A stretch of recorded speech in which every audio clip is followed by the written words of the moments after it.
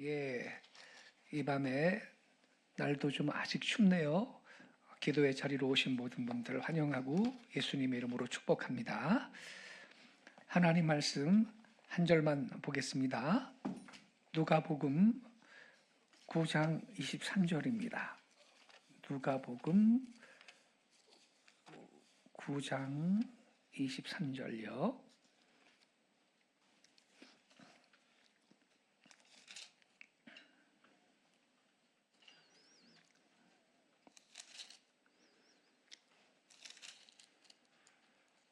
우리 한 절 같이 한 목소리로 읽겠습니다. 시작.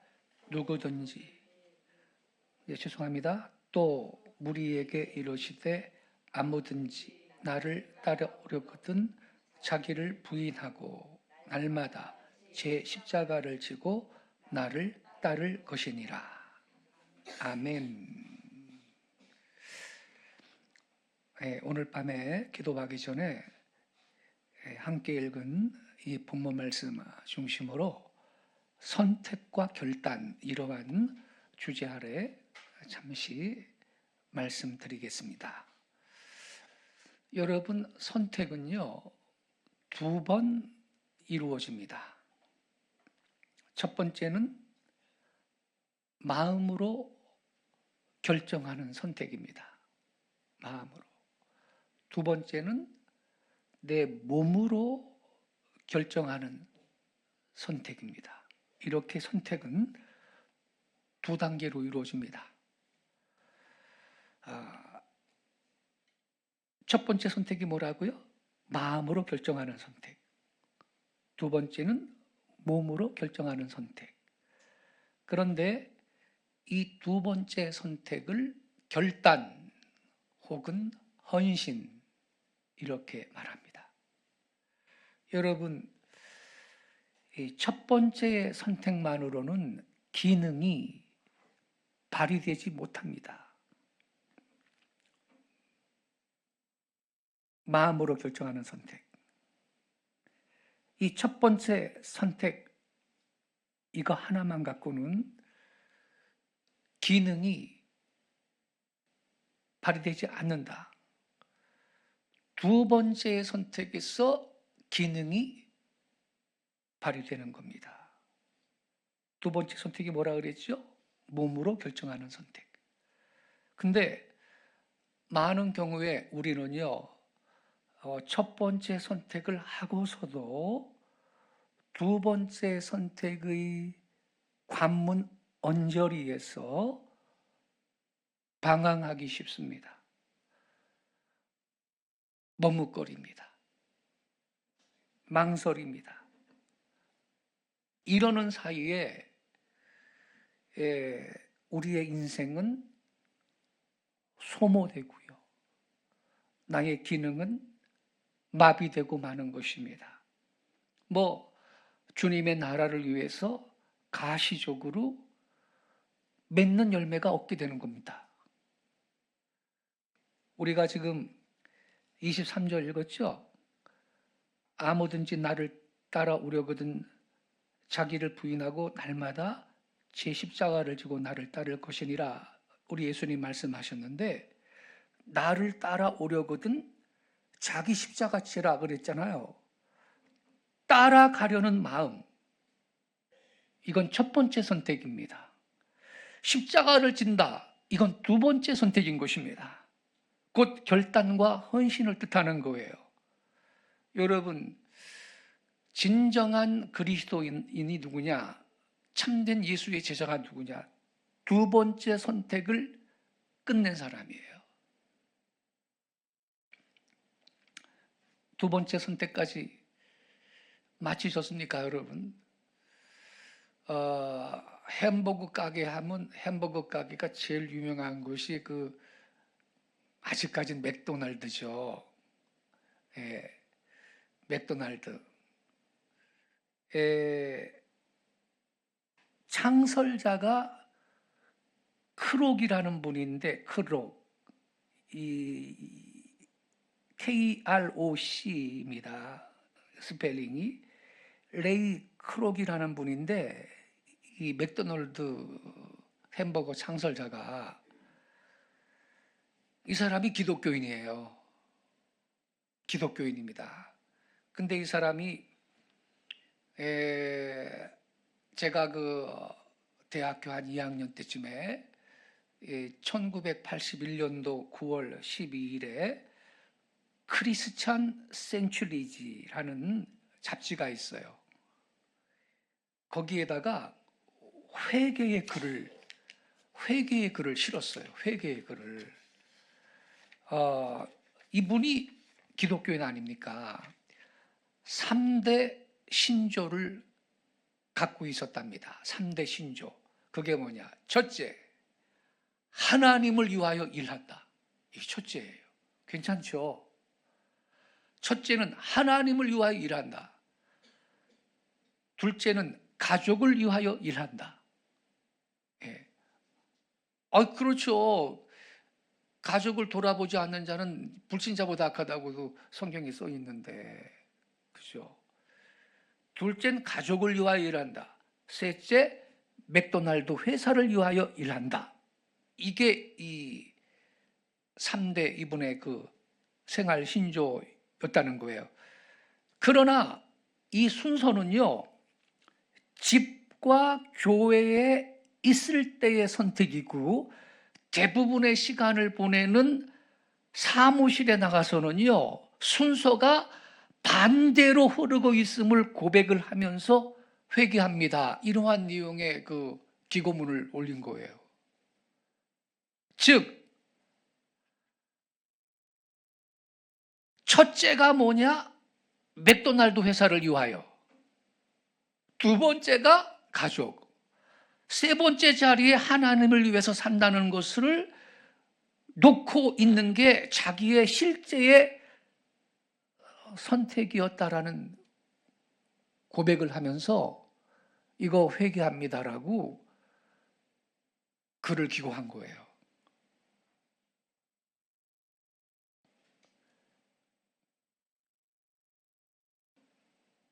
두 번째 선택, 즉 헌신과 결단이라는 거는요, 뭐 아침에 일어났을 때나 뭐 연초에 한 번쯤이나 또 교회에 나와서 앉아 있을 때 이때만이 아니고 실제적인 삶의 현장에서 자기의 생애 전부를 거는 결단을 의미하는 거거든요. 여러분, 우리는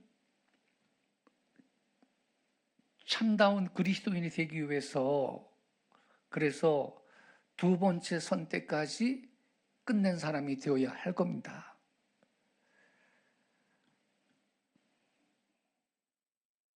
이분이 생활 신조가 첫째는 하나님을 위해 일한다. 두 번째가 가족을 위해 일한다. 셋째는 맥도날드 회사를 위해 일한다. 근데 진짜로 현실에서는 주로 사무실에서 지나는 시간이 많은데 실제 그 생활 현장에서는 반대였다라는 거죠. 첫째가 맥도날드 회사를 위해 일하고 두 번째가 가족을 위해 일하고 세 번째가 하나님을 위하여 사는 것으로 이게 반대로 흐르고 있다라는 것을 자기가 자각을 하면서 이거 아닌데 그러면서 회개한다고 회개의 그 글을 기고를 한 거예요. 여러분, 서양 격언 가운데 계란을 깨지 않고 오믈렛을 만들 수 없다, 이런 말이 있습니다.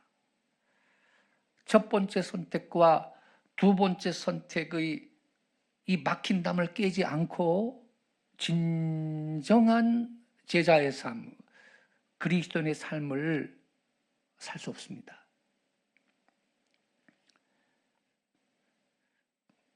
왜 우리의 삶 가운데 기쁨이 없나?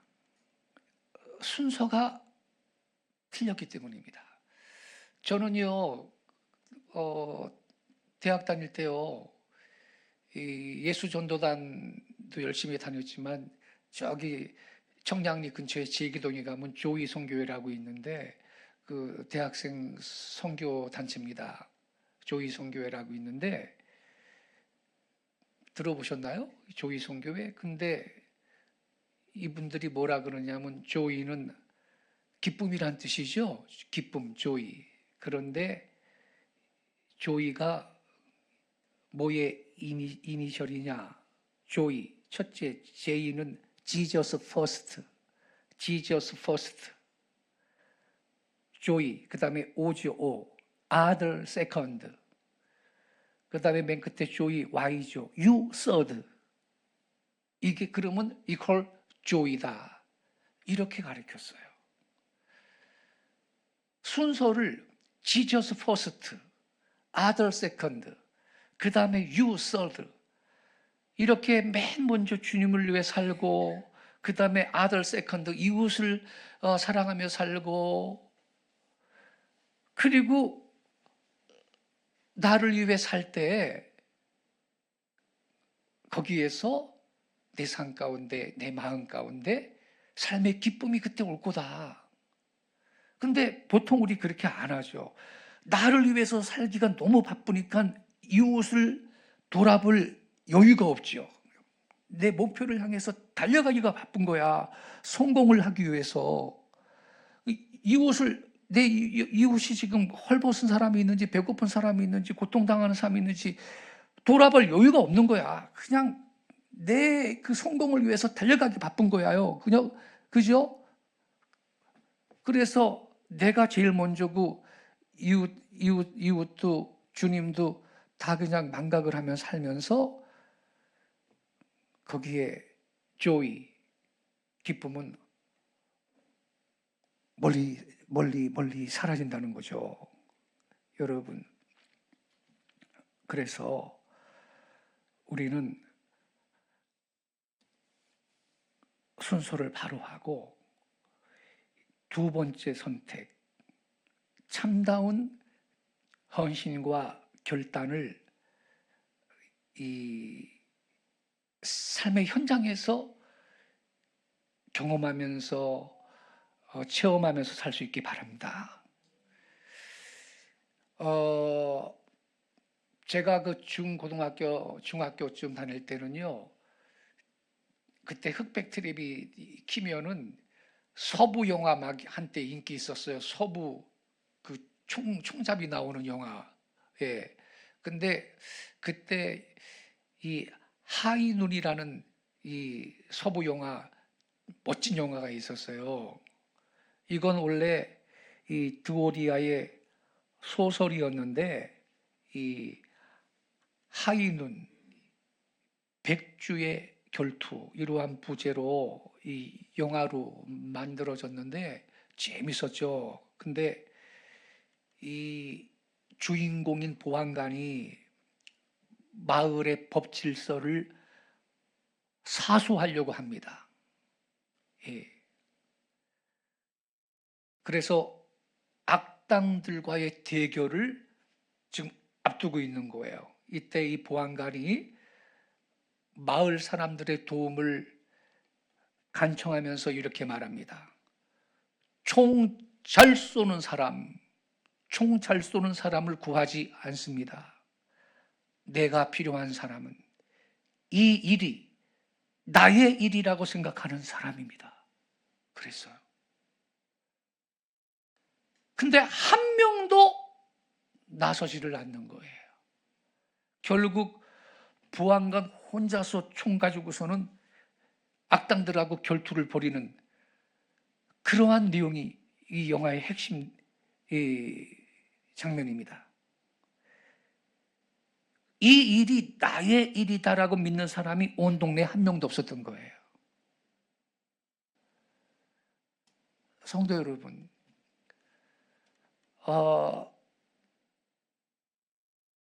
우리가 주님을 섬길 때 있잖아요.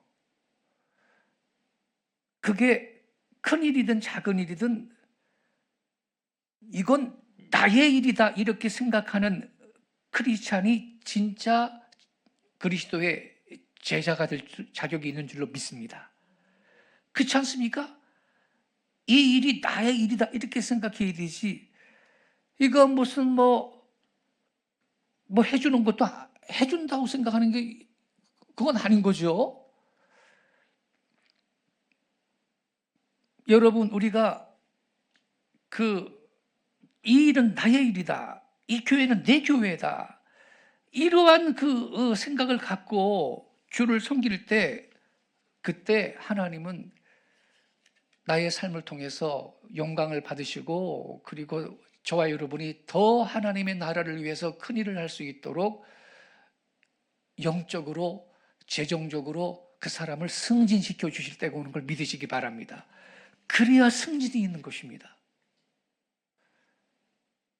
아무개는 작은 일도 이건 내 일이구나, 그렇게 생각하면서 헌신하는구나, 주님이 그걸 보셔야 그때 승진이 일어나는 것입니다. 나이팅게일 아시죠? 나이팅게일.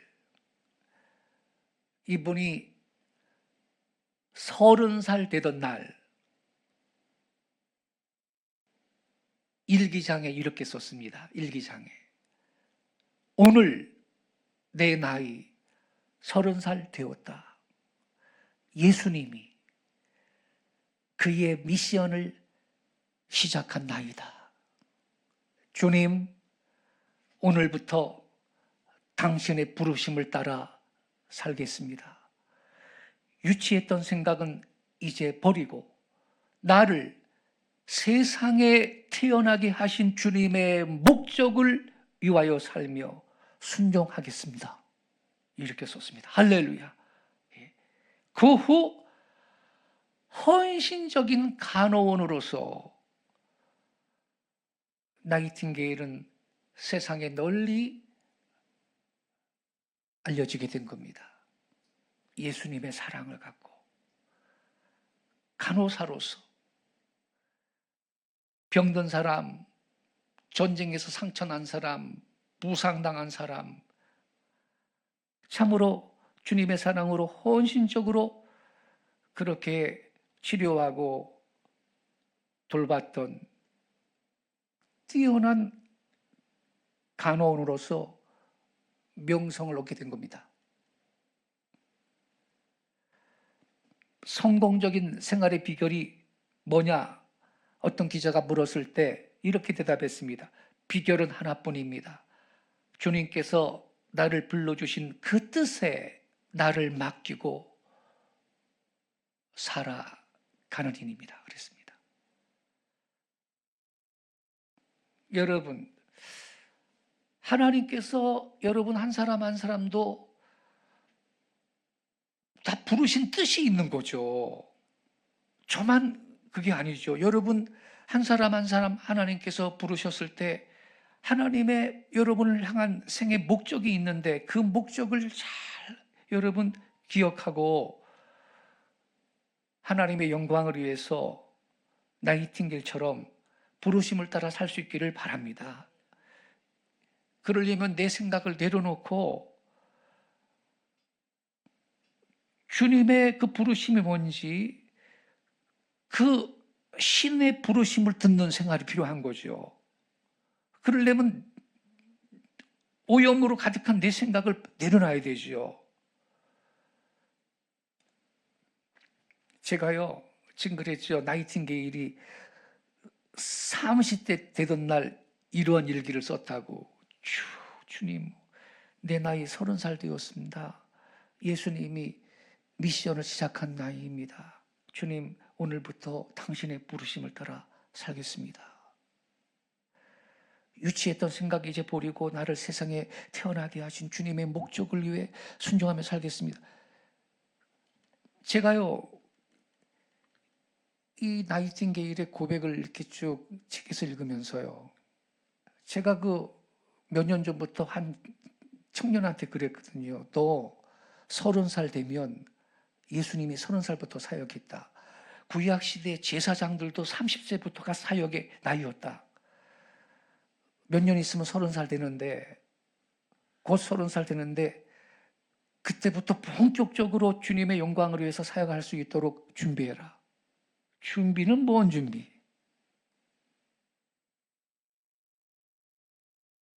요만큼도 변화가 없어. 너무너무 슬퍼.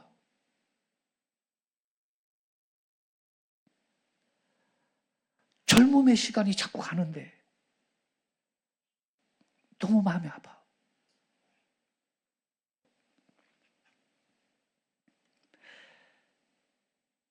이 하나님의 부르심을 듣는 생활과 그 나의 음성만을 듣는 생활, 이건 큰 차이가 있는 거죠. 여러분, 하나님께서 우리에게 기대하는 것은 두 번째 선택입니다. 마음의 선택에서 한 발자국 전진해서 몸으로서의 선택, 즉 나의 생애를 방향을 짓는 결단이 요구되는 것입니다. 성도 여러분, 우리는요, 이 나이팅게일처럼 좀 고차원적인 사상과 그리고 헌신, 젊었을 때 다짐하고 그렇게 일생을 살아갈 수 있기를 바랍니다. 그럼 여러분의 삶을 통해서 하나님이 위대한 일을 이루실 겁니다. 아름다운 열매를 보게 하실 거예요. 그리고 승진시켜 주실 거예요. 예. 그래서 주님의 기쁨이 되고 여러분 스스로도 조이, 기쁨이 충만한 은혜로운 삶을 사실 수 있기를 예수님의 이름으로 축복합니다. 기도하겠습니다.